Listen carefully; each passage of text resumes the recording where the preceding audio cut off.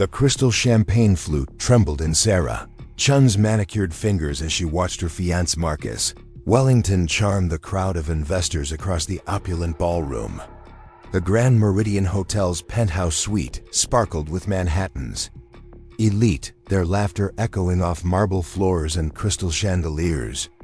Before we jump back in, tell us where you're tuning in from. And if this story touches you, make sure you're subscribed, because tomorrow, I've saved something extra special for you. At 28, Sarah had thought she understood the world of wealth and privilege she was about to marry into, but tonight something felt wrong. Terribly, devastatingly wrong. The engagement party was everything she had dreamed of since Marcus had proposed 6 months ago on the beach in the Hamptons. Her emerald-cut diamond caught the light from 1,000 sources, casting rainbows across her champagne as she lifted it to her lips. The taste was different tonight, slightly bitter with an aftertaste that made her tongue feel thick. She attributed it to nerves. After all, in 3 weeks she would become Mrs. Marcus Wellington, wife to one of New York's youngest real estate moguls. The warning came from the most unexpected source imaginable. Thomas Rodriguez had been invisible to Sarah for the entirety of their relationship. He was simply part of the hotel's landscape, the quiet janitor who emptied wastebaskets and polished surfaces while the wealthy guests discussed their million-dollar deals. But as Sarah excused herself from a conversation with Marcus's business partners about offshore investments, Thomas appeared beside her with his cleaning cart, his weathered face creased with urgent concern. "Miss, there's something in your drink," he whispered, his accented English barely audible above the string quartet playing Vivaldi in the corner. "I saw him put something in it when you stepped away to greet the senator's wife." Sarah's blood turned to ice water in her veins. She stared at Thomas, this man she had never truly noticed despite attending dozens of events at this hotel over the past year. His brown eyes were earnest, desperate even, as he continued polishing the same section of marble table he had been working on for the past 5 minutes. "What did you say?" Sarah's voice came out as a hoarse whisper. Thomas glanced around nervously, ensuring no one was watching their interaction. The party continued around them, a symphony of clinking glasses, refined laughter, and the soft rustle of expensive fabrics. Marcus was now deep in conversation with the Japanese investors he had been courting for months, his sandy blonde hair perfectly styled, his Armani tuxedo fitting his tall frame like it had been painted on. "Your fiancé," Thomas continued, his voice so low Sarah had to lean closer to hear him. "I was cleaning the bar area behind the floral arrangement. I saw him talking to someone on his phone, then he took a small vial from his pocket. When you walked away from your drink to speak with Mrs. Harrison, he poured something into your champagne." The ballroom seemed to tilt around Sarah. The elegant conversations became a meaningless buzz. The classical music morphed into an ominous soundtrack. She looked down at the champagne flute in her hand, its contents suddenly appearing sinister rather than celebratory. "You're mistaken," she said automatically, though her voice lacked conviction. "Marcus would never. Miss, I have 5 daughters." Thomas interrupted, his voice heavy with paternal concern. "If someone was drugging one of them, I would want someone to speak up. I've been working here 15 years. I see things. I know the difference between champagne that's been tampered with and champagne that hasn't." Sarah's mind raced through the evening's events. She had felt dizzy twice already, attributing it to the excitement and the tight corset of her designer gown. Her speech had felt slightly slurred when talking to Marcus's mother, something she had blamed on nervousness about impressing the formidable Patricia Wellington. But now, with Thomas's warning echoing in her ears, every small detail from the evening began to take on a sinister cast. "Why would he drug me?" Sarah asked, though even as the words left her lips, fragments of overheard conversations began assembling themselves into a terrifying picture.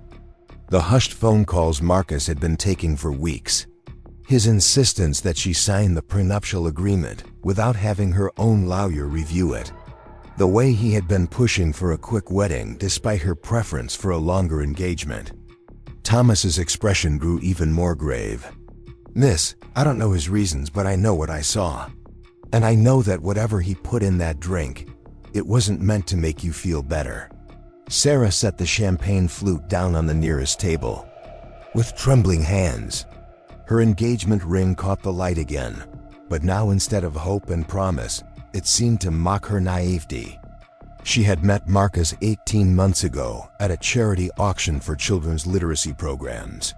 He had been charming, successful, and seemingly genuine in his admiration for her work as a pediatric nurse. Their courtship had been a whirlwind of expensive dinners, weekend getaways to Martha's Vineyard, and introductions to New York's social elite. "I need proof," Sarah said, her nursing training kicking in despite her emotional turmoil. "If what you're saying is true, I need evidence." Thomas nodded approvingly. "Smart girl. Your drink is still sitting where you left it. I saw him throw the vial in the trash can behind the bar. I can retrieve it if you can distract the bartender." The next few minutes unfolded like a carefully choreographed dance. Sarah approached the bar and engaged Roberto, the head bartender, in conversation about the evening's signature cocktails. Roberto, who had served her at countless events, was delighted to discuss his craft, completely unaware of the drama unfolding behind him as Thomas discreetly retrieved a small glass vial from the waste bin. When Thomas gave her a subtle nod, Sarah excused herself from Roberto and followed the janitor's cart toward the service corridor. Her heart hammered against her ribs as they slipped into a quiet alcove away from the party guests. Thomas handed her the vial, which still contained traces of a clear liquid. "Rohypnol," he said grimly. "I've seen it before. My oldest daughter. She had a bad experience in college. I learned to recognize it." Sarah stared at the vial, her entire world crashing down around her. The man she was supposed to marry in 3 weeks, the man she had trusted with her heart and her future, had attempted to drug her at their own engagement party. But why? What could he possibly gain from incapacitating her tonight, surrounded by hundreds of witnesses? "There's more," Thomas said, his voice heavy with reluctance. "I didn't just see him put something in your drink. I heard him talking on the phone before he did it. He was telling someone that everything would be ready in an hour, that you wouldn't remember anything, and that the signatures would be finalized tonight." "Signatures?" Sarah repeated, a cold dread settling in her stomach. Thomas nodded toward the hotel's business center, visible through the glass doors at the far end of the ballroom. "There's been a team of lawyers in the conference room all evening. I heard your fiancé's assistant mention something about insurance papers and emergency medical directives." The implications hit Sarah like a physical blow. Marcus wasn't just planning to drug her for some twisted romantic reason. He was planning to use her incapacitated state to have her sign legal documents she wouldn't remember agreeing to. Documents that, given his mention of insurance and medical directives, could potentially give him control over her assets, her medical decisions, or worse. Sarah's nursing background had taught her about the effects of Rohypnol. Within an hour of consumption, she would become compliant, suggestible, and have no memory of events that occurred while under its influence. She would appear conscious and responsive to outside observers, but her judgment would be severely impaired, and she would likely agree to anything suggested to her. "I have to get out of here," Sarah whispered, panic beginning to set in. Preparing and narrating this story took us a lot of time, so if you are enjoying it, subscribe to our channel. It means a lot to us. Now back to the story. "I have to leave before it takes full effect." "Miss," Thomas said gently, "how much of the champagne did you drink before you set it down?"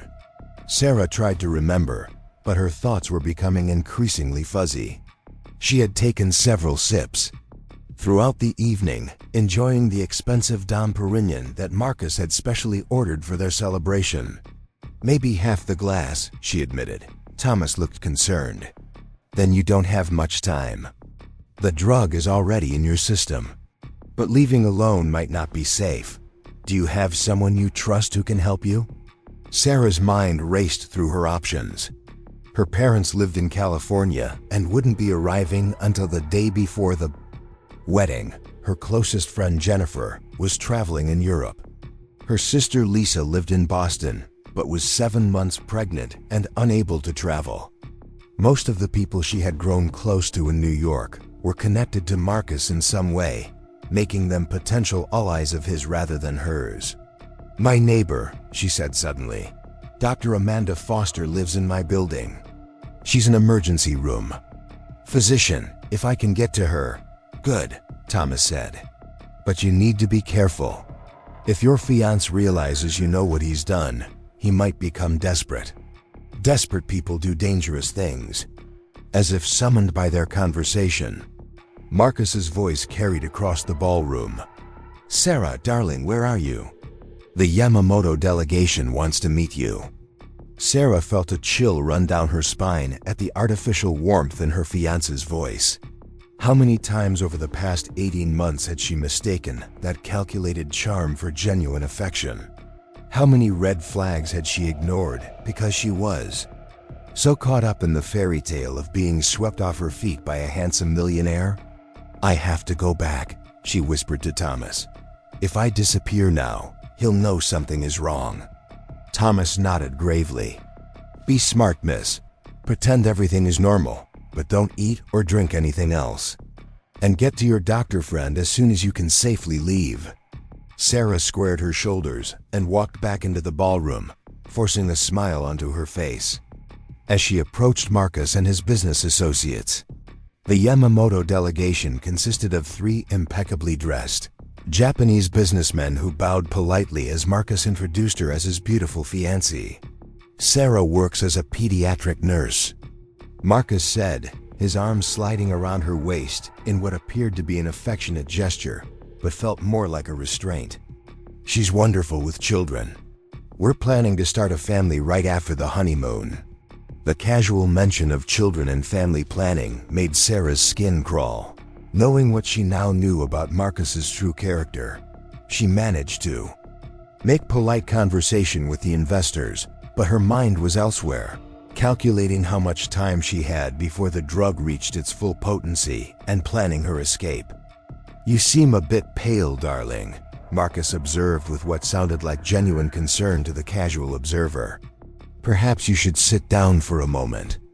"I'm fine," Sarah replied, though she could feel herself becoming increasingly unsteady. "Just excited about everything." Marcus's eyes narrowed slightly, and Sarah realized she needed to be more convincing. The last thing she wanted was for him to suspect that she knew about the drug. She forced herself to laugh at something one of the Japanese investors said, even though she had barely heard his words over the buzzing in her ears. "Actually," she said, swaying slightly and allowing Marcus to steady her, "maybe I could use some fresh air. The balcony looked lovely." "Of course," Marcus said smoothly, though Sarah caught a flash of something calculating in his blue eyes. "Let's step outside for a moment." As Marcus guided her toward the terrace doors, Sarah caught sight of Thomas across the room, his expression tense with worry. She gave him the slightest nod, hoping he understood that she was still in control. At least for the moment. The night air was crisp against her skin, and Manhattan glittered below them like a constellation of earthbound stars. Under different circumstances, Sarah might have found the view romantic. Instead, she felt like she was standing on the edge of an abyss. "Better?" Marcus asked, his hands resting on her shoulders. "Much," Sarah lied, though the fresh air was helping to clear her head slightly. She needed to buy more time to figure out how to get away from Marcus without alerting him to her suspicions. "The party is wonderful, Marcus. Your mother outdid herself with the planning." Marcus smiled, but Sarah noticed it didn't reach his eyes. Mother does love her social events. And speaking of social obligations, there are some papers in the business center that require your signature tonight. Just some last-minute adjustments to our insurance policies and medical directives. Nothing major, but the lawyers are only available this evening. There it was. The trap was being set, just as Thomas had warned her. Sarah felt a surge of gratitude toward the janitor who had risked his job to warn her about Marcus's plans. Tonight? Sarah asked, feigning confusion. Can't it wait until tomorrow? I'm feeling a bit lightheaded. The lawyers are flying back to London first thing in the morning, Marcus explained, his tone patient but insistent. It will only take a few minutes, and then we can get back to celebrating. Sarah realized she was running out of time and options. The drug was clearly affecting her more with each passing minute, and Marcus was becoming increasingly insistent about the document signing. She needed to create a distraction or find a way to leave immediately. Of course, she said, trying to sound compliant. But first, I really should touch up my makeup. I want to look perfect for our guests. Marcus's expression tightened almost imperceptibly. You look beautiful already, darling. The lawyers are waiting. Just give me 5 minutes, Sarah insisted, pulling away from his grasp. A girl needs to maintain some mystery, even with her fiancé, before Marcus could protest. Further, Sarah hurried back into the ballroom and made her way toward the ladies' room. Her legs felt increasingly unsteady, and she had to concentrate to walk in a straight line. The effects of the Rohypnol were accelerating, which meant she had very little time left before she became completely vulnerable. The ladies' room was empty except for the attendant, an elderly woman named Rose who had worked at the Grand Meridian for decades. Sarah had always been kind to Rose, tipping generously and treating her with respect that many of the wealthy guests didn't bother to show. Miss Chun, Rose said with concern, are you feeling all right? You look very pale. Sarah made a split-second decision to trust Rose. I need help, she whispered, gripping the marble countertop for support. Someone drugged my drink, and I need to get out of here without my fiancé knowing. Rose's eyes widened, but she didn't question Sarah's statement. Years of working in the service industry had taught her to recognize when someone was in genuine distress. The service elevator, Rose said immediately. It goes directly to the parking garage. I can get you there without going through the ballroom. Thank you, Sarah breathed, relief flooding through her. But first, I need to call someone. With shaking fingers, Sarah dialed Dr. Amanda Foster's number. Amanda answered on the second ring, her voice alert despite the late hour. Sarah, is everything okay? Shouldn't you be at your engagement party? Amanda, I need your help, Sarah said, her words beginning to slur slightly. Someone drugged me, and I think I'm in danger. Can you meet me in the parking garage of the Grand Meridian Hotel? Drugged you? Amanda's voice sharpened with professional concern. Sarah, what kind of drug? How are you feeling? Rohypnol, I think. I'm dizzy, having trouble thinking clearly. But I'm still conscious. I'm on my way, Amanda said immediately. Sarah, listen to me carefully. Don't sign anything, don't. Go anywhere alone with anyone and try to stay awake. I'll be there in 10 minutes. Thank you, Sarah whispered, ending the call. Rose had been listening to the conversation, her face grave with concern.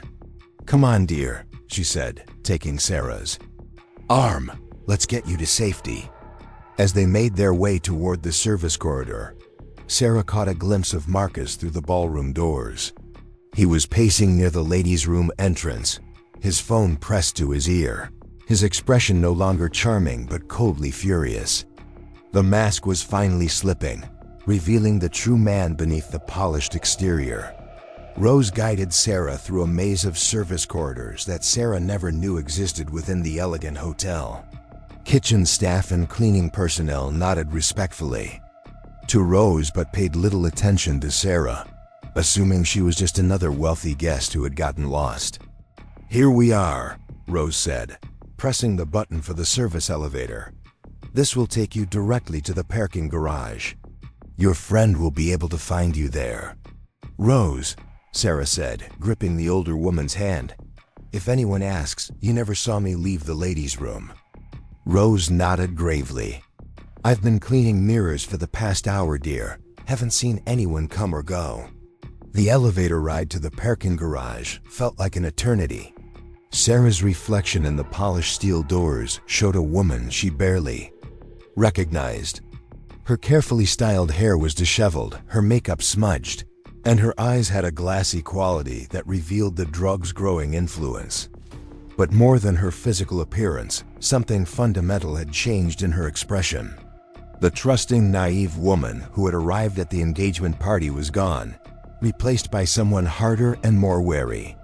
The parking garage was dimly lit and largely empty, the concrete echoing with the distant sounds of the city above. Sarah found a bench near the elevator bank and sat down heavily, her body no longer fully under her control. The Rohypnol was reaching its peak effectiveness, and she could feel her thoughts becoming increasingly fragmented. Amanda Foster arrived. Exactly 8 minutes later, her red hair flying behind her as she hurried across the parking garage. Even in jeans and a hastily thrown-on sweater, she radiated the competent authority that made her one of Mount Sinai's most respected emergency physicians. "Sarah," Amanda called out, rushing to her side. "Oh my God, what happened to you?" "Marcus," Sarah managed to say, though the name felt thick and foreign on her tongue. "He drugged me. At our engagement party, someone warned me."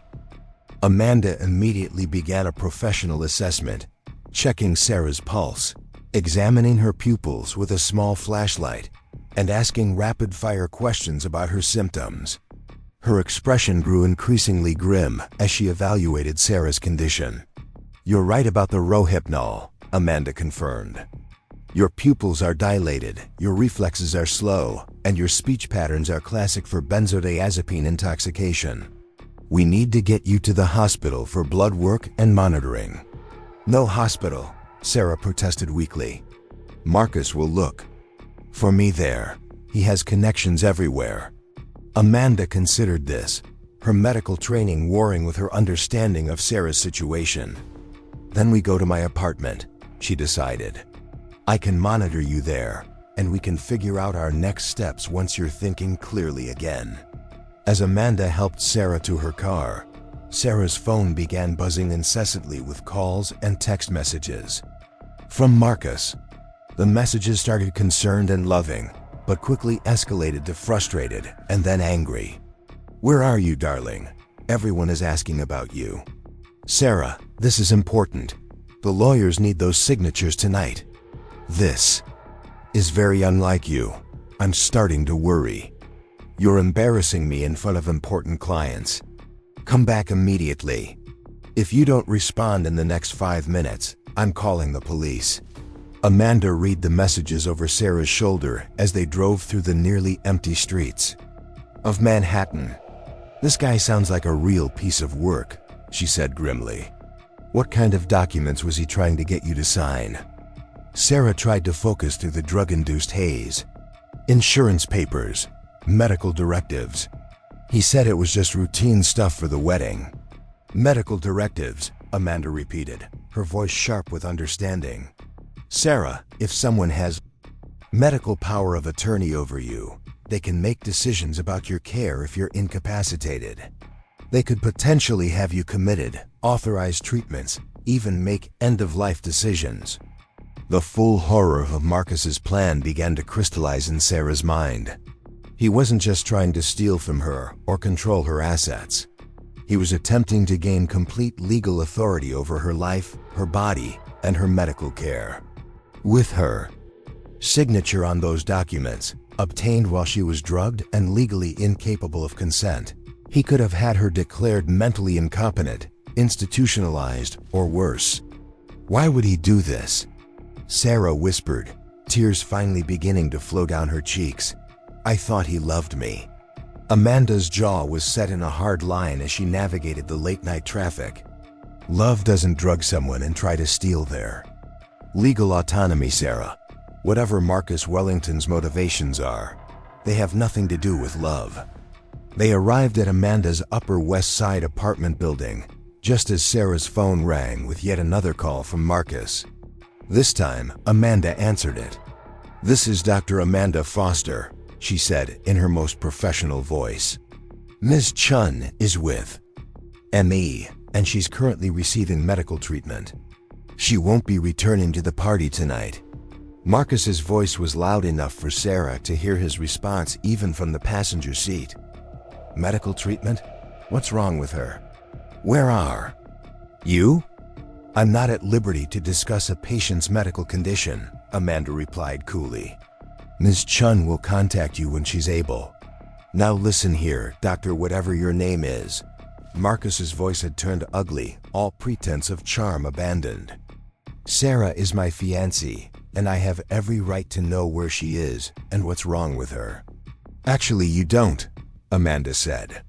"Ms. Chun is an adult capable of making her own medical decisions, and she's chosen to receive treatment from me. Good evening, Mr. Wellington." Amanda ended the call and immediately turned off Sarah's phone. "He's going to keep calling," she said.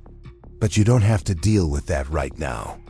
Amanda's apartment was a haven of calm professionalism, with medical textbooks lining the shelves and a small but well-equipped first aid station in the bathroom. She settled Sarah on the couch with blankets and water, then began the process of documenting Sarah's condition and the evening's events. "I need to ask you some difficult questions," Amanda said gently. "But it's important that we have a clear record of what happened tonight, especially if you decide to pursue legal action." Over the next hour, as the Rohypnol gradually worked its way out of Sarah's system, she told Amanda everything she could remember about the evening. The janitor's warning, the hidden vial, Marcus's insistence on signing papers, and the escalating text messages that revealed his true character. "Thomas Rodriguez," Amanda said, making notes. "The janitor who warned you. He's a crucial witness to this entire incident." Sarah nodded, her thinking becoming clearer as the drug's effects diminished. "He said he has 5 daughters. That's why he spoke up." "Thank God he did," Amanda said. "Sarah, you realize that what Marcus did tonight constitutes multiple felonies, right? Drugging someone without consent, attempted fraud, possibly conspiracy to commit identity theft or worse." The reality of her situation was finally sinking in for Sarah. The man she had planned to marry, the man she had trusted with her heart and her future, was not just unfaithful or manipulative. He was a criminal who had been willing to destroy her life for his own gain.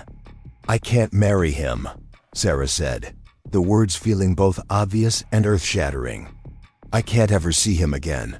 "No," Amanda agreed, "you can't. But Sarah, you also can't just disappear and hope this goes away.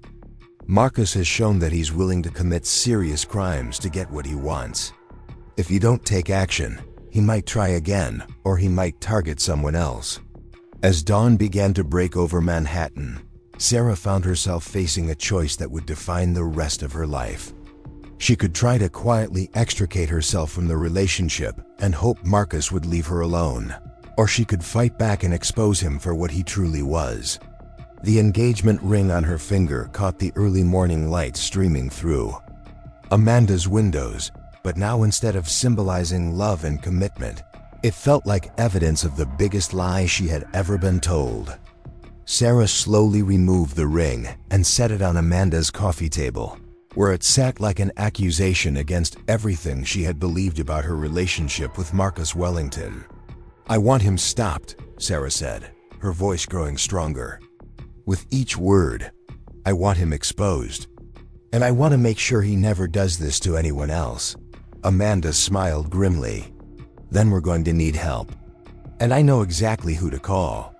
The person Amanda called turned out to be Detective Ray Morrison, a weathered man in his 50s with steel gray hair and eyes that had seen too much of humanity's darker impulses. He arrived at Amanda's apartment 3 hours after dawn, carrying 2 cups of coffee and wearing the expression of someone who had been roused from sleep, but was fully alert nonetheless.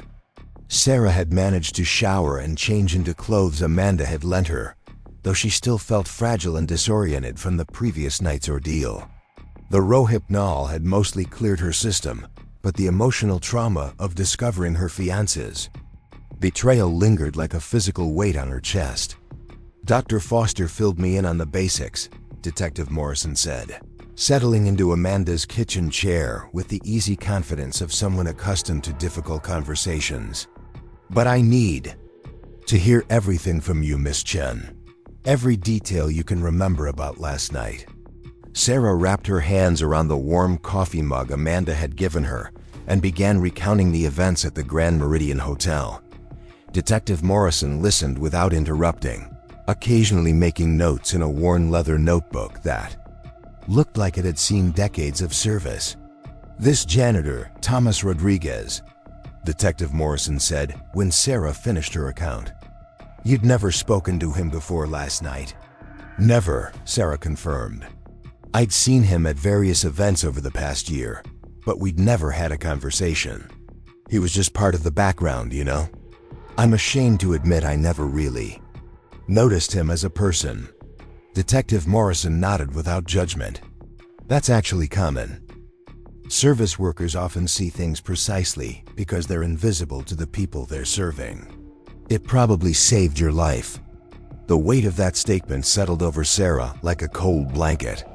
If Thomas hadn't spoken up, she would have continued drinking the drugged champagne, signed whatever documents Marcus had prepared, and woken up the next morning with no memory of compromising her entire future. "What's our next step?" Amanda asked, her medical training making her comfortable with taking charge in crisis situations. Detective Morrison set down his coffee and leaned forward. "First, we need to secure the physical evidence. The vial Thomas retrieved and the remaining champagne from Miss Chun's glass. If it's still at the hotel, we need to get it before it's disposed of. Second, we need Thomas Rodriguez's testimony. Third, we need to document Miss Chun's condition and get blood work that shows the presence of rohypnol in her system." "The blood work might be problematic," Amanda said. "Rohypnol metabolizes quickly. After 8 hours, it's barely detectable in blood, though it can show up in urine for up to 72 hours. "Then we move fast," Detective Morrison said. "Miss Chun, I need you to think carefully. Besides Thomas, was there anyone else who might have witnessed Marcus putting something in your drink? Any security cameras that might have captured it?" Sarah closed her eyes, trying to reconstruct the layout of the ballroom.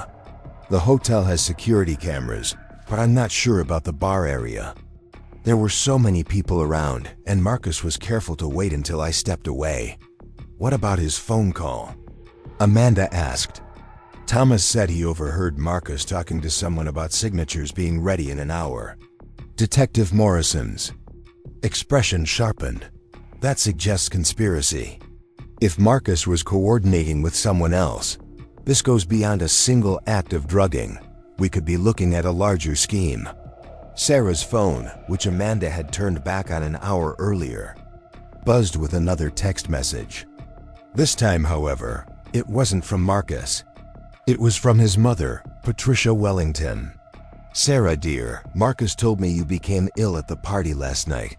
I do hope you're feeling better. He's quite worried about you. Could you please call when you're able? We have some urgent matters to discuss regarding the wedding arrangements." Detective Morrison read the message over Sarah's shoulder. "They're trying to maintain the facade of normalcy. That's actually encouraging. It suggests they don't know how much you've figured out." "What should I do?" Sarah asked. "Should I respond?" "Not yet," Detective Morrison said. "We need to gather evidence first. If you respond now and they realize you're onto them, they might destroy evidence or flee." Amanda stood up abruptly. "I just thought of something. Sarah, you said Marcus insisted the lawyers were only available last night because they were flying back to London this morning?" "That's what he told me," Sarah confirmed. "But today is Saturday," Amanda pointed out. "What kind of lawyers conduct business on a Friday night and fly back to London on Saturday morning? That doesn't sound like typical legal practice." Detective Morrison's eyes narrowed. "It sounds like they were specifically brought in for this event. which means this was premeditated, probably planned weeks or months in advance. The implications were staggering. Marcus hadn't acted on impulse or taken advantage of a sudden opportunity. He had deliberately planned to drug Sarah at their engagement party, surrounded by witnesses who would later testify that she had appeared coherent and willing when she signed whatever documents he had prepared. "We need to get to the hotel," Detective Morrison said, standing up. "The longer we wait, the more likely it is that evidence will be lost or destroyed." The drive back to the Grand Meridian Hotel felt surreal to Sarah. Less than 12 hours earlier, she had arrived at the same location in a state of excited anticipation, ready to celebrate her engagement to the man she thought she loved. Now, she was returning as the victim of a crime, accompanied by a detective and a doctor who had become her unlikely allies. The hotel lobby was bustling with typical Saturday morning activity. Well-dressed guests were checking out, families were gathering for brunch, and the night's festivities had been erased by the efficient hotel staff. Only the lingering scent of expensive flowers in the elevator hinted at the previous evening's celebration. Detective Morrison had called ahead and arranged to meet with the hotel's security director, a professional woman named Carol Martinez, who greeted them in her office overlooking the lobby. She was clearly uncomfortable with the situation, but cooperative when Detective Morrison explained the nature of their investigation. "The penthouse ballroom has been cleaned and is being prepared for another event this afternoon," Carol said, consulting her tablet. "But our security footage is stored digitally for 30 days before being archived. We need to see everything from last night," Detective Morrison said, "particularly any cameras that might have captured the bar area between 8 and 10 p.m. Carol's fingers moved quickly across her tablet, pulling up the relevant footage. The screens in her office flickered to life, showing multiple angles of the previous night's party.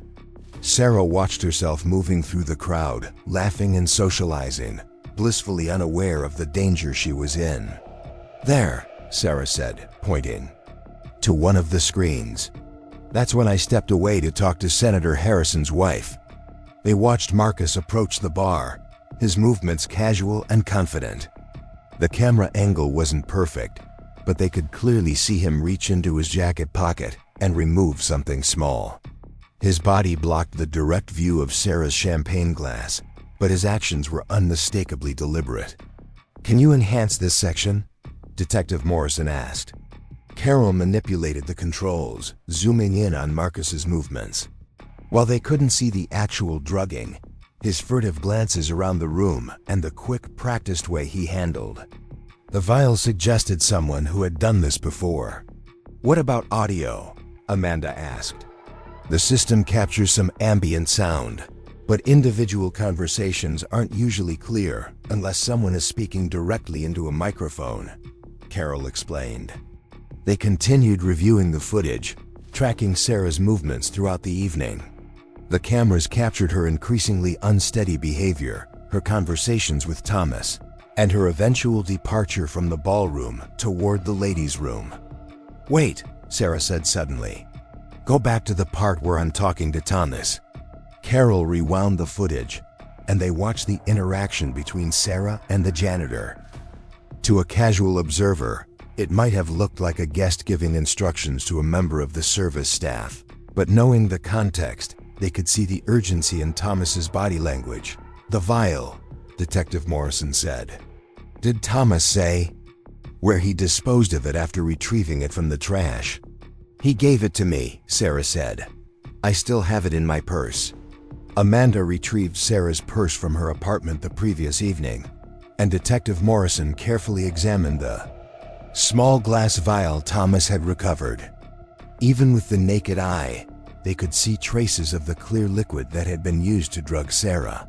"This needs to go to the lab immediately," Detective Morrison said, sealing the vial in an evidence bag. "And we need to find Thomas Rodriguez." Carol consulted her employee database. "Thomas has been with us for 15 years. Excellent employee record, never any complaints. He's not scheduled to work today, but I can give you his contact information. Thomas lived in a modest apartment building in Queens, a stark contrast to the luxury hotels where he spent his working hours. When Detective Morrison called, Thomas agreed to meet them immediately, his voice tense with worry over the phone. "I've been thinking about that young lady all night," Thomas said when they arrived at his apartment. "Did she get away safely? I saw her fiancé searching for her after she left." "She's safe," Detective Morrison assured him. "But we need your help to make sure justice is served." Thomas's apartment was small but immaculately clean, filled with family photos and children's artwork from his daughters. His wife, Maria, offered them coffee and listened with growing horror as the situation was explained to her. 15 years I've been working at that hotel," Thomas said, shaking his head. "I've seen wealthy people do terrible things to each other, but this was different. That girl, she seemed genuinely kind, not like some of the spoiled rich kids who treat us like furniture." "Tell me exactly what you saw," Detective Morrison said, taking out his notebook again. Thomas's account was precise and detailed. He described Marcus's phone conversation, though he hadn't been able to hear all the words clearly.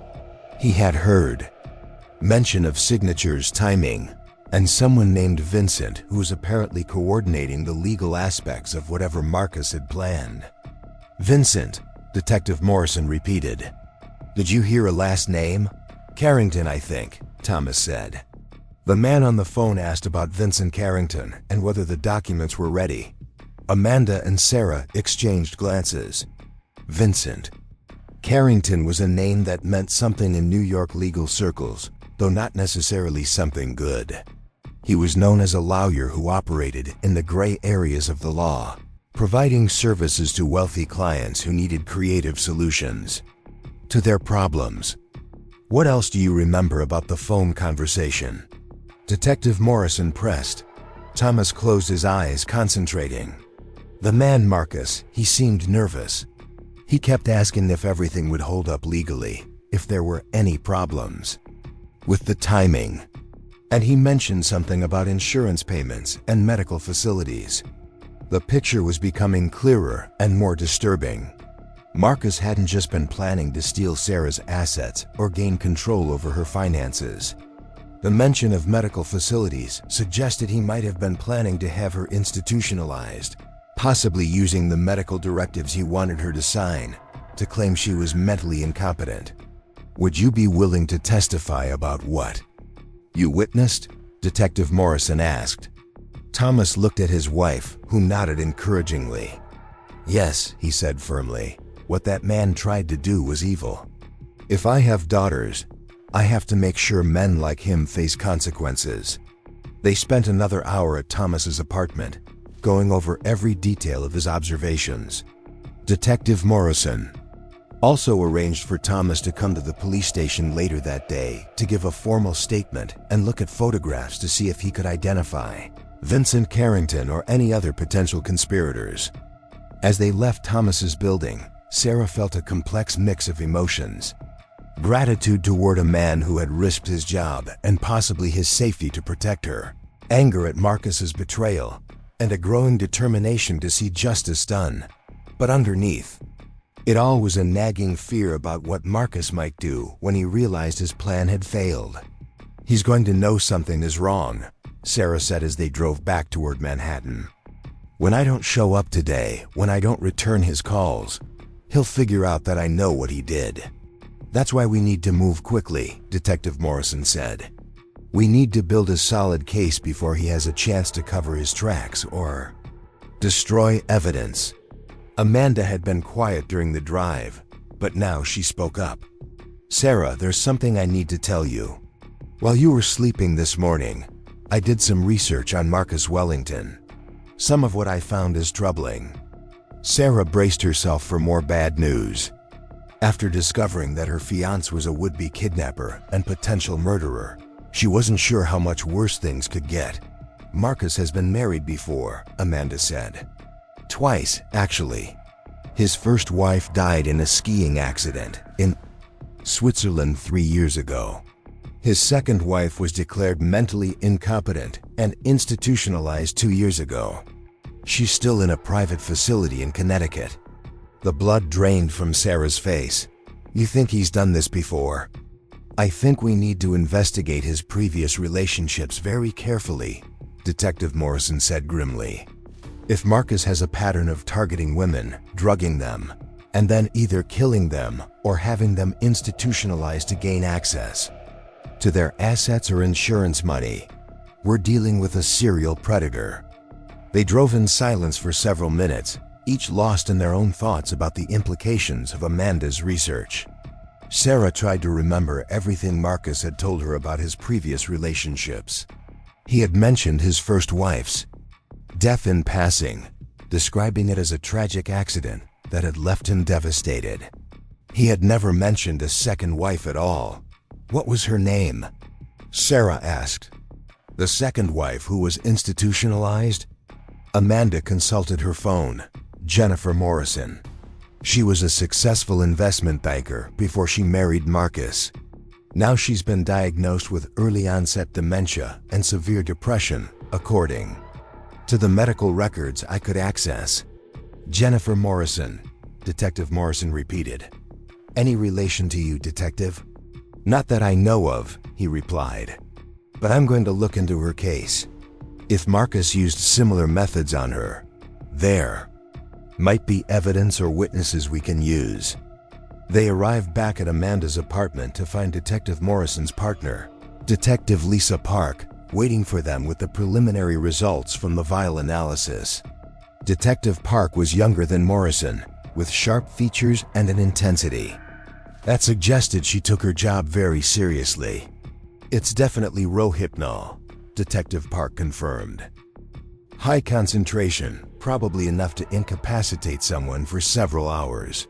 The lab is running additional tests to see if they can determine the manufacturer or source.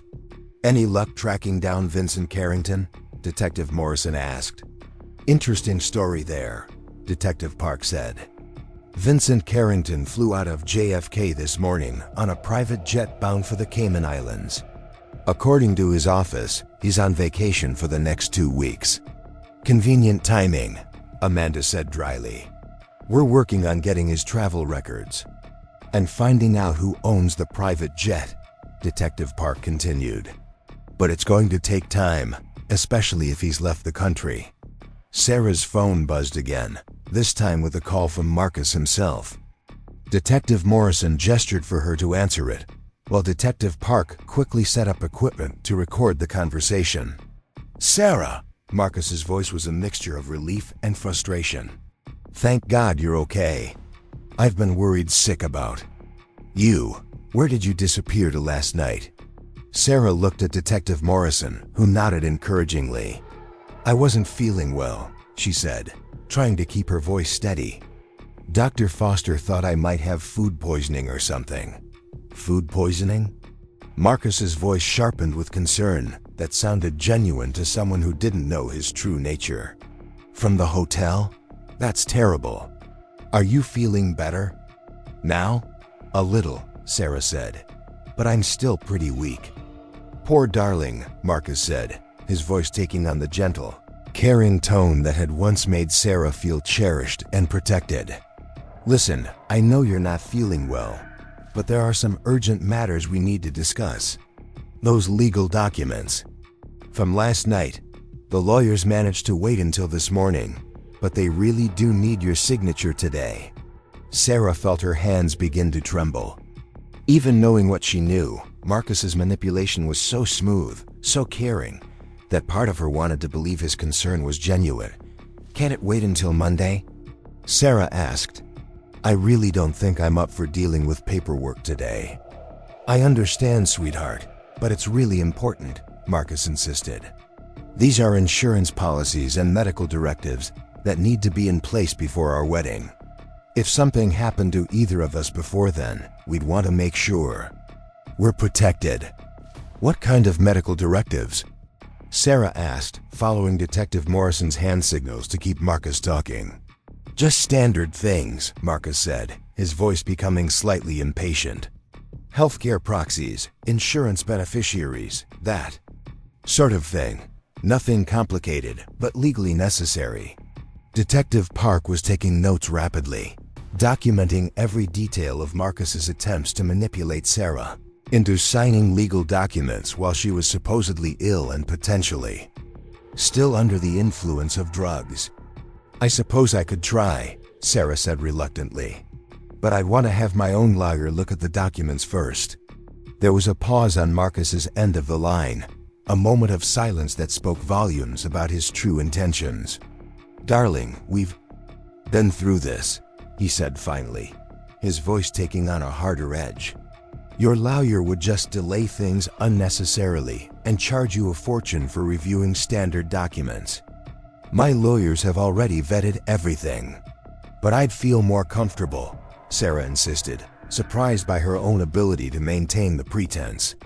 "Sarah," Marcus said, and now his voice had definitely turned cold, "I'm trying to be patient. Because you're not feeling well, but this is becoming ridiculous. These documents should have been signed last night. Every day we delay puts both of us at legal and financial risk." "I'll think about it," Sarah said. "I need to rest now." "Fine," Marcus said curtly. "But I'm coming over this evening to check on you, Dr. Foster's apartment, right? You mentioned her name last night." Sarah's blood ran cold. She hadn't mentioned Amanda's name or given Marcus any information about where she was staying. The only way he could know was if he had been tracking her movements or had access to information he shouldn't have. "How did you know where I am?" Sarah asked, abandoning any pretense of normalcy. Another pause, longer this time. When Marcus spoke again, his voice had changed completely. Gone was any pretense of love or concern, replaced by something cold and calculating. "Sarah," he said slowly, "I think we need to have a very serious conversation. You've been behaving strangely since last night, and I'm beginning to wonder if someone has been filling your head with nonsense." "What kind of nonsense?" Sarah asked, though she already knew the conversation had taken a dangerous turn. "The kind that might make a woman think her loving fiancé would ever do anything to hurt her," Marcus said. "The kind that might make her run away from her own engagement party and hide with people who don't have her best interests at heart." Detective Morrison was making urgent gestures, but Sarah found herself unable to end the call. She needed to hear what Marcus would reveal when he dropped his mask completely. "I don't know what you mean," she said. Marcus laughed, but there was no humor in it. "Oh, I think you do, Sarah. I think someone told you a very interesting story about your champagne last night. I think someone convinced you that the man who loves you and wants to marry you is actually some kind of monster." Sarah's heart was racing, but she forced herself to remain calm. "Are you saying someone lied to me?" "I'm saying that service workers sometimes see things that aren't there," Marcus said. "Especially when they're looking for attention or hoping for a reward. It's amazing what some people will claim to have witnessed if they think it might benefit them." The casual cruelty in his dismissal of Thomas, a man who had risked everything to protect her, filled Sarah with rage.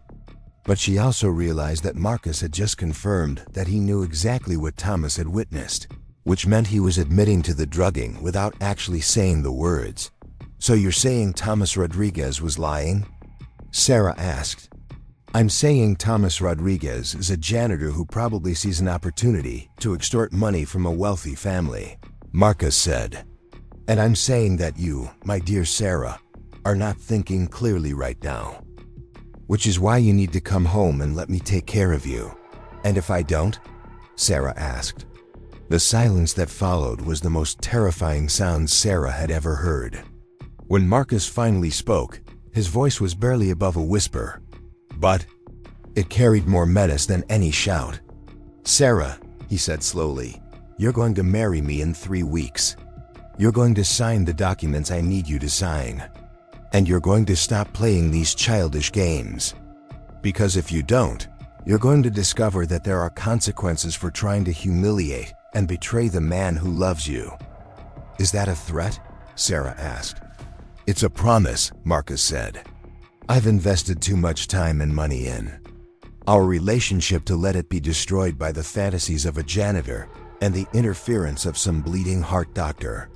You belong to me, Sarah, and I always protect what's mine." The line went dead, leaving Sarah staring at her phone in shock. Detective Morrison immediately called for backup units to be stationed around Amanda's building, while Detective Park began the process of getting a restraining order against Marcus. "He's escalating," Amanda said, her medical training helping her recognize the pattern of behavior. When predators feel cornered, they often become more dangerous, not less. Sarah sank into Amanda's couch, the full weight of her situation finally hitting her. She wasn't just dealing with a failed relationship or a broken engagement. She was being stalked by a man who had already committed multiple serious crimes, and who clearly had no intention of letting her go easily. "What happens now?" Sarah asked. Detective Morrison sat down across from her, his expression grave but determined. "Now we build the strongest case possible, as quickly as possible.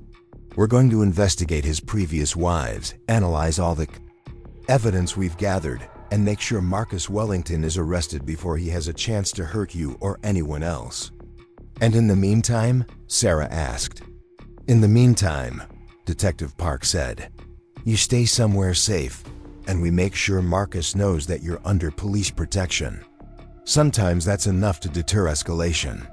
But as Sarah looked out Amanda's window at the busy New York street below, she couldn't shake the feeling that Marcus Wellington was not the kind of man who would be easily deterred.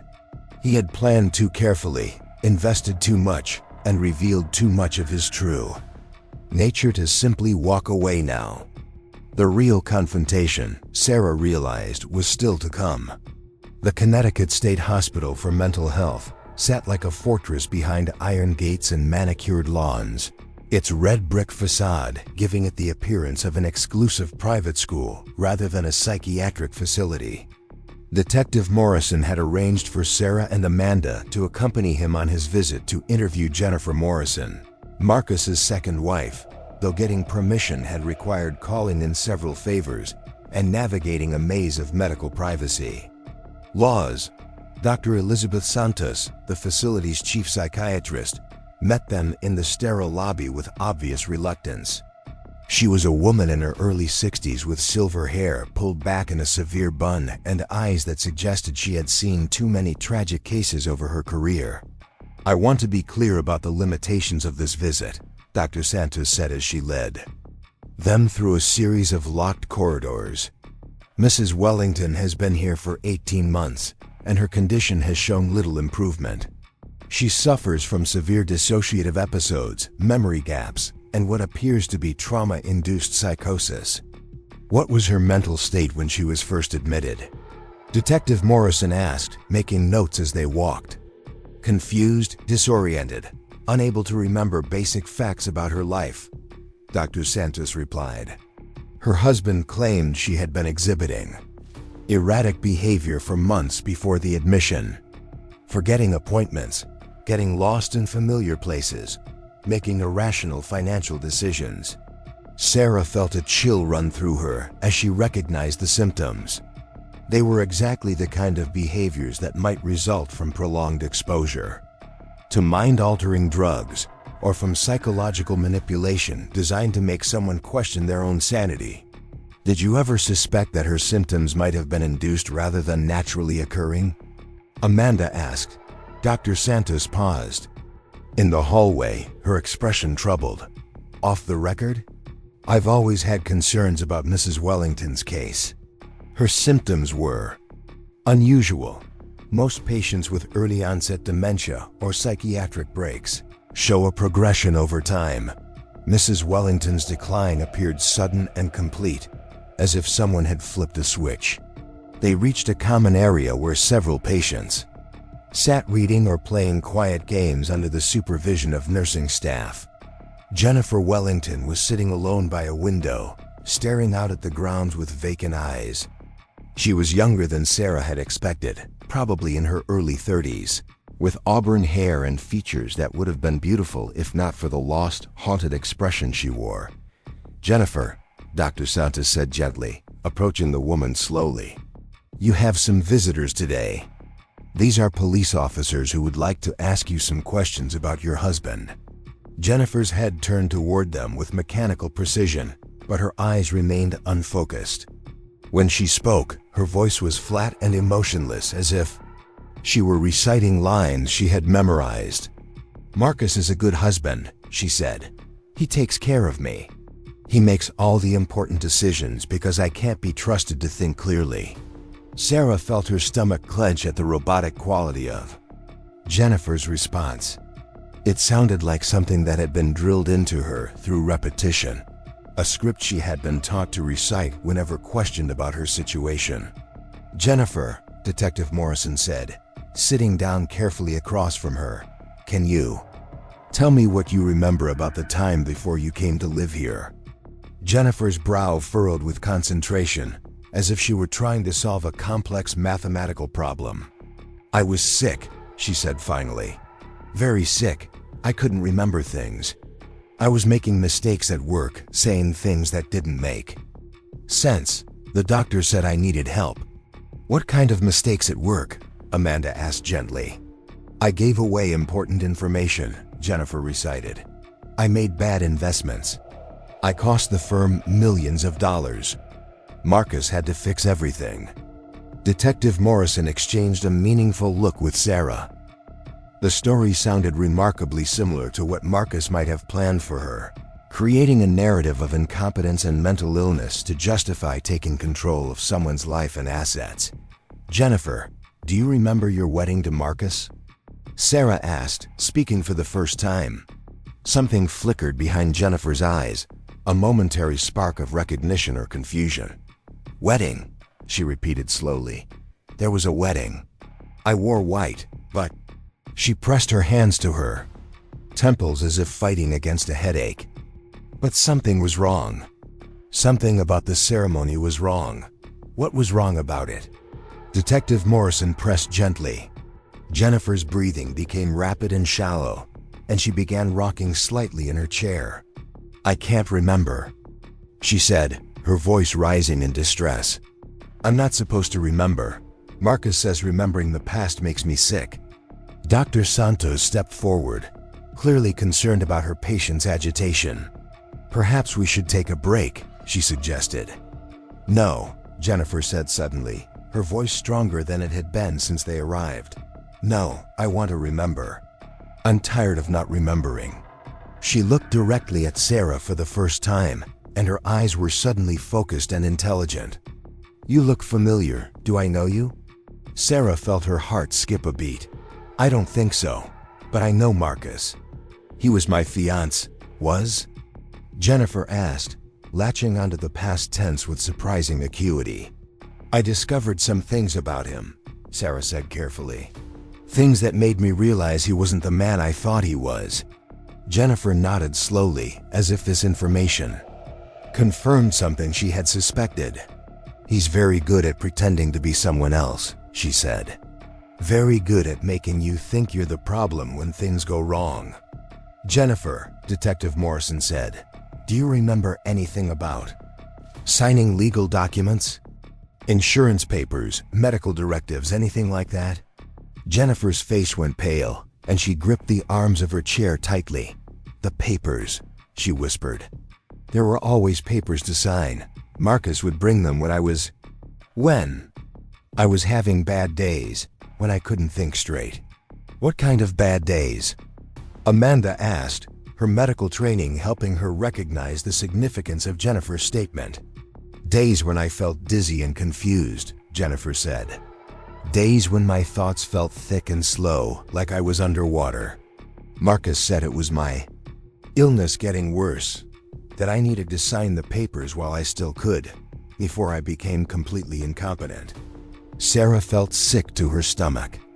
Marcus had clearly been drugging Jennifer regularly, creating periods of confusion and vulnerability during which he could manipulate her into signing whatever documents he needed. "Jennifer, this is very important," Detective Morrison said. Do you remember what you signed?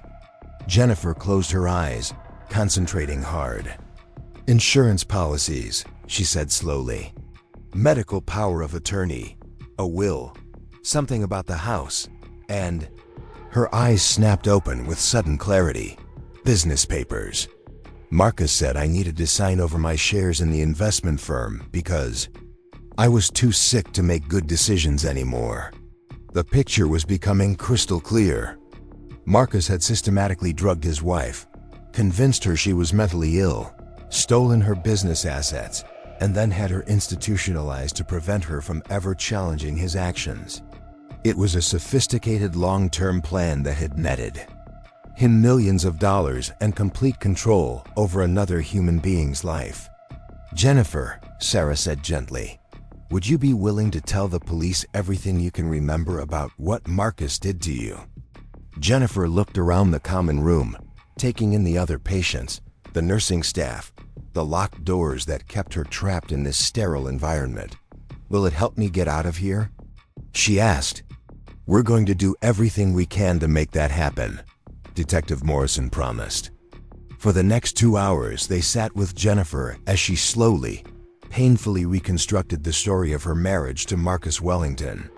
The details were fragmented and sometimes confused, but a clear pattern emerged of systematic abuse, manipulation, and theft.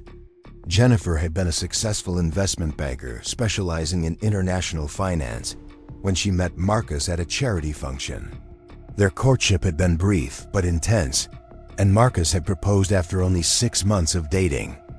The early months of their marriage had been happy, but gradually Jennifer began experiencing memory problems and periods of confusion.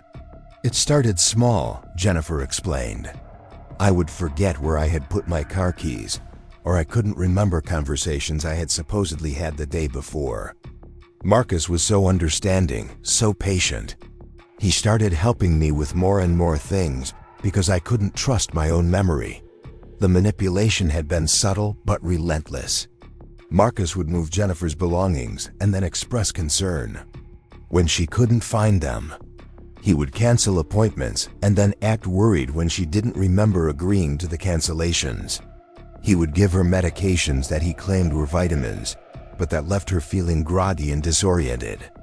My colleagues at work started commenting on my mistakes, Jennifer continued. Trades that I had supposedly authorized, but had no memory of making. Client meetings where I had apparently said inappropriate things. Marcus suggested I take a leave of absence to focus on my health. The final phase of Marcus's plan had involved a carefully orchestrated public breakdown at a company dinner. Jennifer had collapsed during the event, speaking incoherently and appearing to be completely detached from reality. Marcus had rushed her to a private hospital, where doctors who were presumably in his employ had diagnosed her with rapid-onset dementia and recommended immediate institutionalization. I remember fragments of that night, Jennifer said, her voice growing stronger as she spoke. I remember feeling like my brain was full of cotton, like I couldn't connect my thoughts to my words. But I also remember Marcus whispering to the doctors, telling them what to write in their reports. Dr. Santos had been listening to Jennifer's account with growing alarm. Mrs. Wellington, she said carefully, some of what you're describing doesn't align with the medical records we received when you were admitted. According to your husband, you had been exhibiting symptoms for over a year before your hospitalization. Because he was poisoning me for over a year, Jennifer said with sudden clarity. The vitamins, the special smoothies he made for me, even my morning coffee. There was always something in it to make me confused and compliant. The revelation hung in the air like a physical presence. Sarah realized that she was looking at her own potential future, the life Marcus had planned for her if his scheme at the engagement party had succeeded. The building he had given her, the generous financial arrangements, they were all just elaborate props in a long-term plan to steal everything she had and then dispose of her. Jennifer, Detective Morrison said, would you be willing to undergo medical testing to see if there are any residual traces of drugs in your system? Yes, Jennifer said without hesitation. I want proof. I want everyone to know what he did to me." Amanda had been quiet during most of Jennifer's story, but now she spoke up with professional authority. "Dr. Santos, I'd like to review Mrs. Wellington's medical files, particularly the initial assessment and any ongoing treatment notes. Some long-term psychiatric medications can mask the presence of other substances." Dr. Santos nodded grimly. "I'll arrange for a complete review of her case. If what Mrs. Wellington is saying is true, then we've been treating the wrong condition for 18 months. As they prepared to leave the hospital, Jennifer grabbed Sarah's hand with surprising strength. "He's going to try to do the same thing to you," she said urgently. "He's probably already started. The little things that make you question yourself. The helpful suggestions about your finances or your health. Don't let him make you think you're crazy." "I won't," Sarah promised. "And we're going to make sure he pays for what he did to you." Jennifer smiled for the first time since they had arrived. "I used to be a very smart woman," she said. "I managed billion-dollar portfolios and made decisions that affected international markets. Marcus tried to convince me that I had imagined all of that I had never been successful or intelligent. But I'm starting to remember who I really am." The drive back to New York was somber, each of them processing the implications of what they had learned. Marcus wasn't just a con artist or an opportunistic criminal. He was a predator who targeted successful, intelligent women and systematically destroyed their lives for his own gain. "How many others do you think there have been?" Sarah asked as they crossed the state line. "We're going to find out," Detective Morrison said grimly. Jennifer mentioned that Marcus had talked about his first wife's skiing accident in Switzerland. "I'm going to contact the Swiss authorities and see what their investigation revealed." Amanda was reviewing the medical files Dr. Santos had provided on her tablet.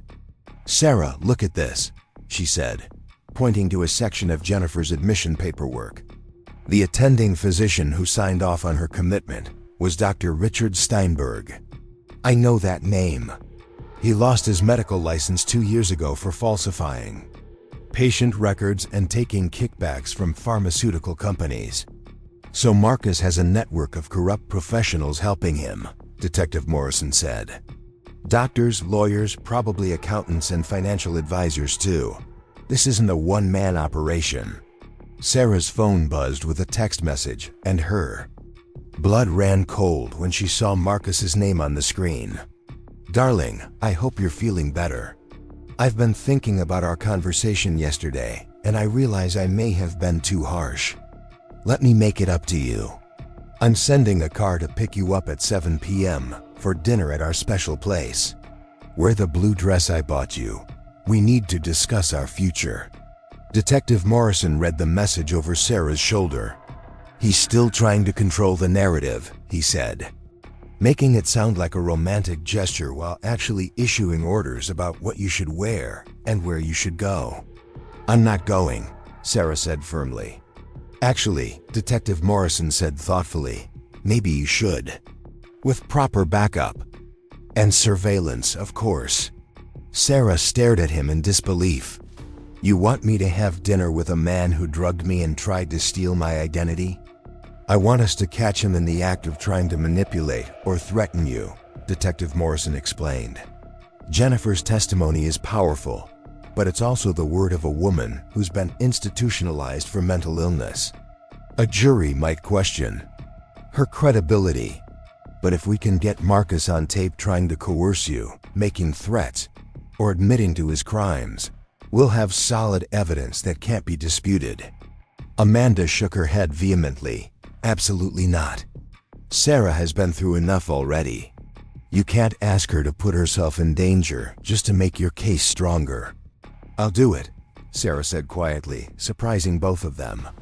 "Sarah, no," Amanda protested. "It's too risky." "Amanda, he's already destroyed one woman's life completely," Sarah said. "Who knows how many others there have been? And he's going to keep doing it until someone stops him. If wearing a wire to dinner with him can put him in prison where he belongs, then that's what I have to do." Detective Morrison looked at her with newfound respect. "It won't be without risks," he warned. "If Marcus suspects you're working with the police, he could become violent. And if he tries to drug you again, even with surveillance nearby, there could be a window of vulnerability." "Then we make sure that doesn't happen," Sarah said. "What kind of backup are we talking about?" For the next hour, they planned what Detective Morrison called a controlled confrontation. Sarah would wear a hidden microphone and GPS tracking device. Undercover officers would be positioned throughout the restaurant, and additional backup would be stationed outside.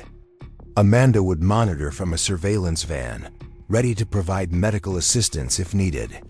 "The goal is to get him talking," Detective Morrison explained. "We want him to admit what he did at the engagement party, ideally to threaten you in some way that demonstrates his pattern of behavior. The more he reveals about his methods and his previous victims, the stronger our case becomes." "What if he doesn't take the bait?" Sarah asked. "What if he just acts like the loving fiancé and doesn't reveal anything incriminating?" "Then we've lost nothing except an evening," Detective Morrison said. "But my experience with narcissistic predators like Marcus is that they can't resist the opportunity to gloat when they think they have control over their victim." They spent the afternoon preparing for the evening's operation. Sarah practiced maintaining her composure while wearing the recording equipment, and Detective Park briefed her on techniques for drawing out admissions from suspects without appearing to be interrogating them. "The key is to seem vulnerable and confused," Detective Park explained. "Let him think he's winning, that his manipulation is working. Men like Marcus love to explain how clever they are, especially when they think their victim is helpless." As evening approached, Sarah felt her nerves beginning to fray.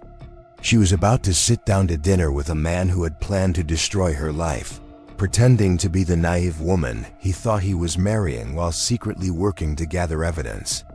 That would send him to prison. "You don't have to do this," Amanda said as Sarah prepared to leave for the restaurant. "We can find another way to build a case against him." "No," Sarah said, adjusting the hidden microphone one final time. "This ends tonight. One way or another. Marcus Wellington is going to pay for what he's done." The restaurant Marcus had chosen was Le Bernardin, an upscale French establishment where they had shared their first official date over a year earlier. Sarah arrived precisely on time, her heart pounding but her expression carefully neutral.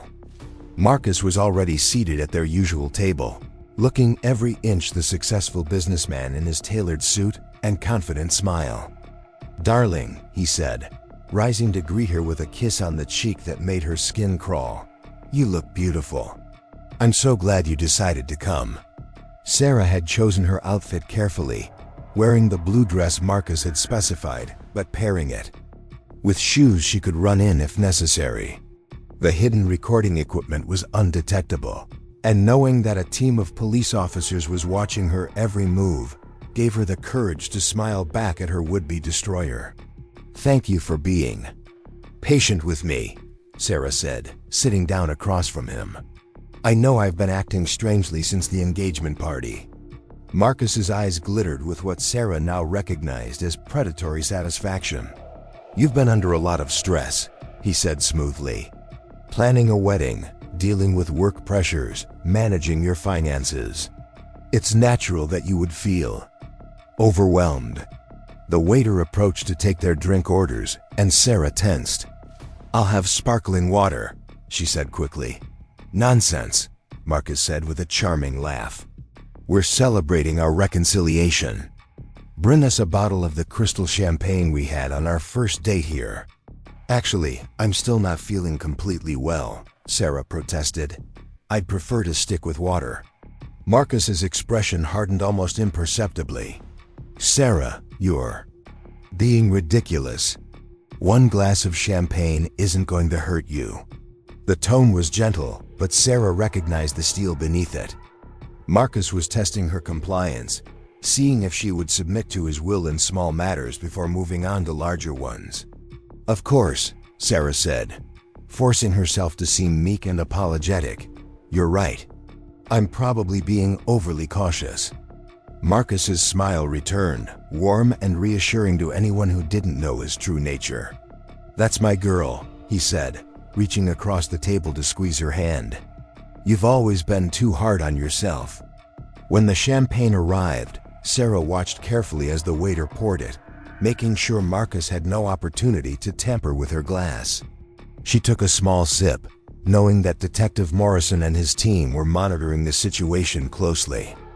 "I've been thinking about our future," Marcus said, settling back in his chair with the confident air of a man who believed he was in complete control. "About the kind of life we're going to build together." "What kind of life?" Sarah asked, genuinely curious about how Marcus saw their relationship.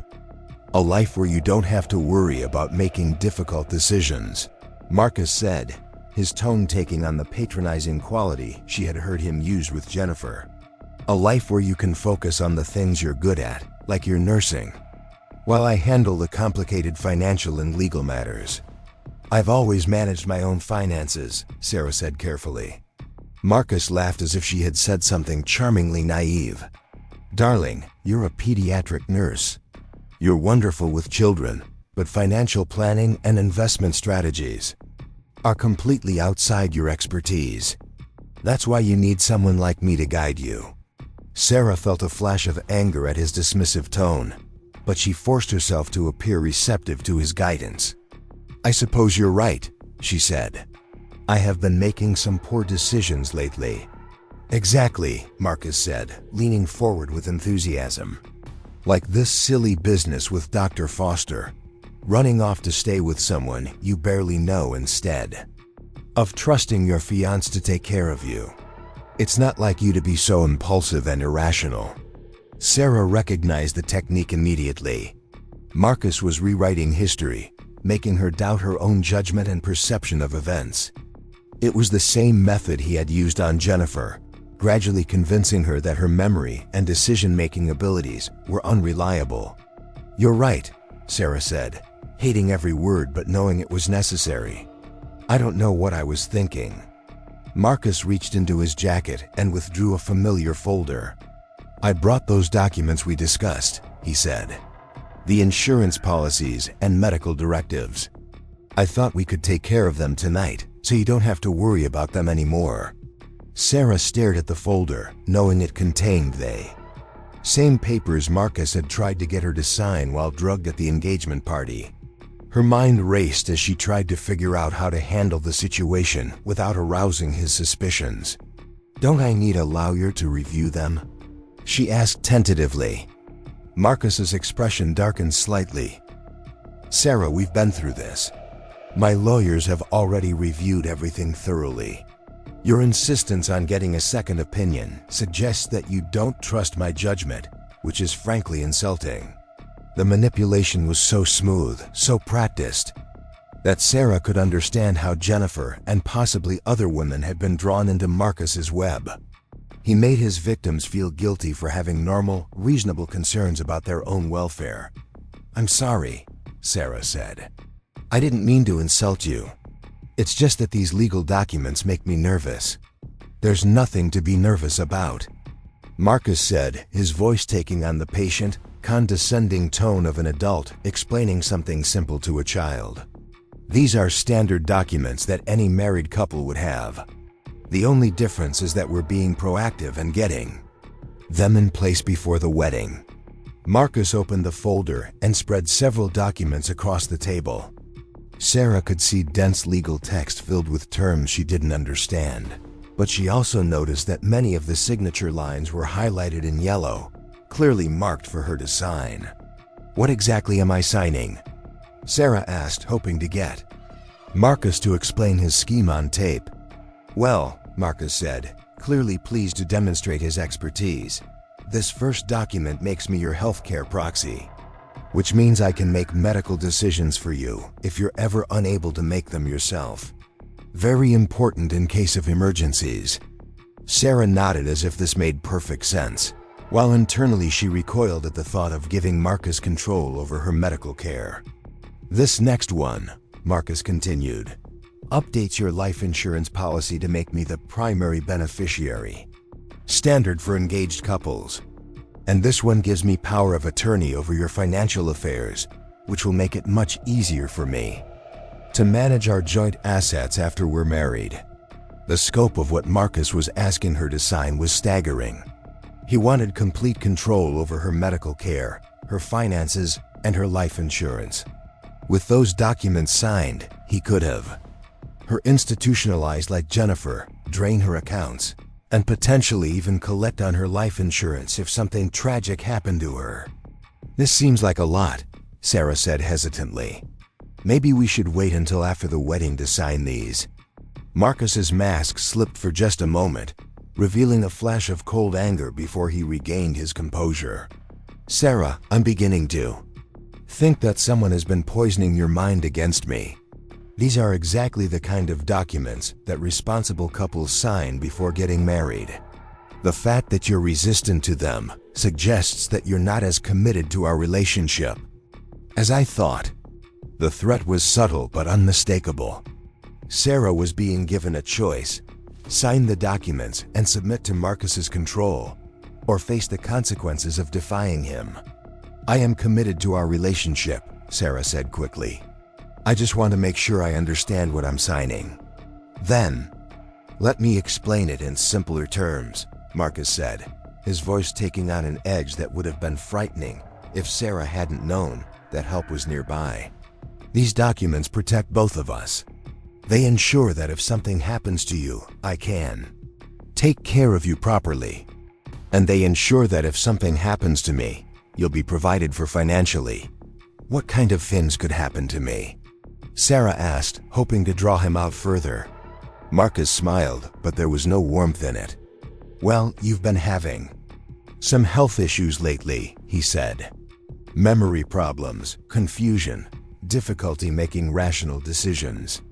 These documents would allow me to get you the help you need if your condition worsens. Sarah felt a chill run down her spine. Marcus was already laying the groundwork for having her declared mentally incompetent, just as he had done with Jennifer. I haven't been having memory problems, Sarah said carefully. Marcus reached across the table and took her hand in a grip that appeared gentle but felt uncomfortably tight. Darling, you disappeared from our engagement party without explanation. You spent the night with a stranger instead of coming home to me. You've been making irrational accusations about people trying to harm you. These are exactly the kind of symptoms that indicate someone needs professional help. The gaslighting was so blatant, so perfectly executed, that Sarah could see how effective it would be on someone who wasn't aware of Marcus's true nature. He was reframing her completely rational response to being drugged as evidence of mental illness. Maybe you're right, Sarah said, playing along with his narrative. Maybe I do need help. Marcus's satisfaction was evident in his expression. I'm glad you're starting to see reason, he said. The first step in getting better is admitting that you have a problem. Sarah looked down at the documents spread across the table, knowing that her next words would determine the direction of the entire operation. Marcus, she said slowly, can I ask you something? Of course, darling. At the engagement party, I felt very strange, dizzy and confused. Was there something wrong with the champagne? Marcus's eyes sharpened, and Sarah could see him calculating how to respond. You were under a lot of stress, he said finally. Stress can cause all sorts of physical symptoms. But it felt different from stress, Sarah pressed. It felt like I had been drugged. The silence that followed stretched for what felt like an eternity. Marcus studied Sarah's face with the intensity of a poker player trying to read his opponent's hand. When he finally spoke, his voice was calm but carried an undertone of menace. Sarah, he said quietly, that's a very serious accusation to make. Are you suggesting that someone at our engagement party deliberately drugged you? I don't know, Sarah said, feigning confusion. I just know that I felt very strange, and then that janitor said he saw something. Ah, Marcus said, his expression clearing as if a puzzle had been solved. Now we're getting to the heart of the matter. Thomas Rodriguez, the janitor, has been filling your head with fantasies. Marcus leaned back in his chair, clearly feeling that he was regaining control of the situation. Sarah, I need you to think about this logically. Why would a janitor risk his job to warn you about something that didn't happen? What could he possibly gain from making up such a story? I don't know, Sarah said honestly. I do, Marcus said with confidence. He's hoping for a reward. He probably saw an opportunity to insert himself into a wealthy family's drama and potentially profit from it. It's not uncommon for service workers to fabricate stories about their employers in hopes of gaining sympathy or money. The casual cruelty of Marcus's dismissal of Thomas, combined with his obvious contempt for anyone he considered beneath his social class, filled Sarah with rage. But she forced herself to maintain her facade of confusion and vulnerability. So you're saying nothing happened to my champagne? Sarah asked. Marcus reached across the table and touched her cheek with what appeared to be genuine tenderness. Darling, I would never let anyone hurt you.